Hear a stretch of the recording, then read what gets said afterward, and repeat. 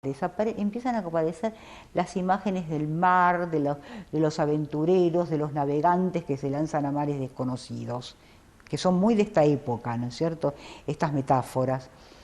Es decir, es lanzarse hacia lo desconocido. Por eso llega la jovialidad, porque muerto Dios es la posibilidad de crear en extenso, ¿no es cierto?, sin límites, ¿no? Nosotros nos transformamos en creadores, nosotros nos lanzamos a territorios desconocidos. En Así habló Zaratustra aparecen los temas característicos de la tercera etapa del pensamiento de Nietzsche: la voluntad de poder, el superhombre y el eterno retorno de lo mismo.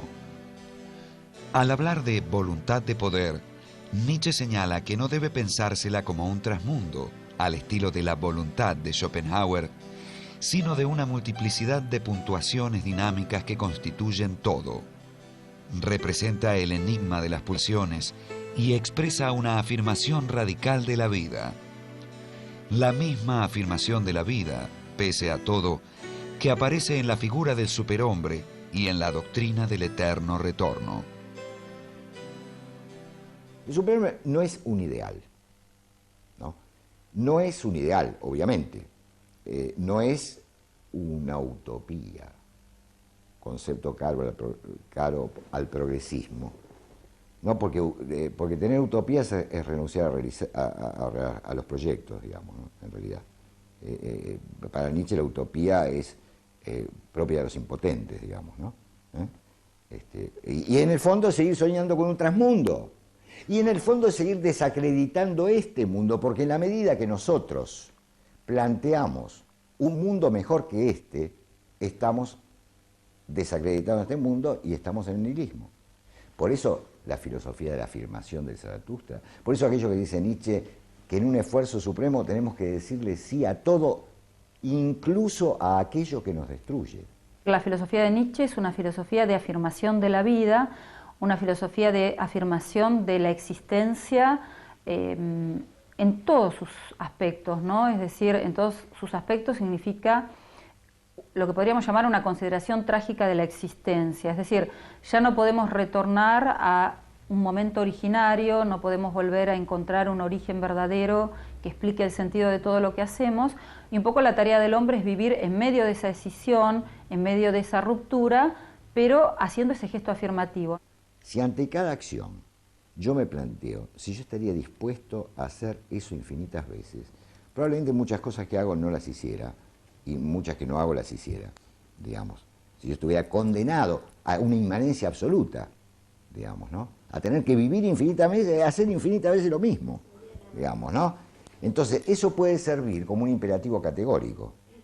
¿Qué planteaba Kant? Obra de tal manera que la máxima de tu voluntad pueda convertirse en ley universal de la naturaleza.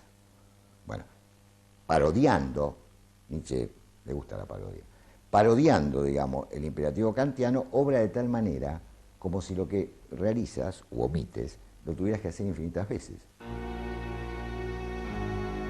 La cuarta etapa del pensamiento de Nietzsche vuelve al planteo crítico.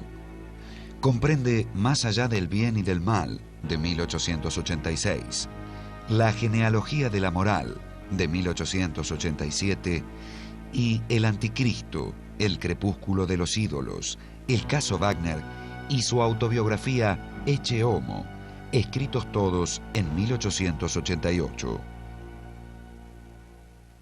A veces, pues, más allá del bien y del mal, hay tratamientos mucho más rigurosos de algunos temas anteriores, que estaban más lanzados así. La genealogía de la moral es un tratado cerrado, en el cual también hay todo una elaboración quizás hasta más perfecta de ideas que ya estaban antes. Pero no hay algo nuevo, no hay algo que se agregue. En 1889, Nietzsche sufrió un colapso, aparentemente debido a una sífilis, y debió ser internado con daño cerebral irreversible y parálisis general progresiva. Luego fue llevado a casa de su madre, donde fue cuidado por ella y por su hermana Elizabeth, hasta su muerte en 1900. Fue Elizabeth la que, con gran espíritu comercial, alimentó el culto a Nietzsche.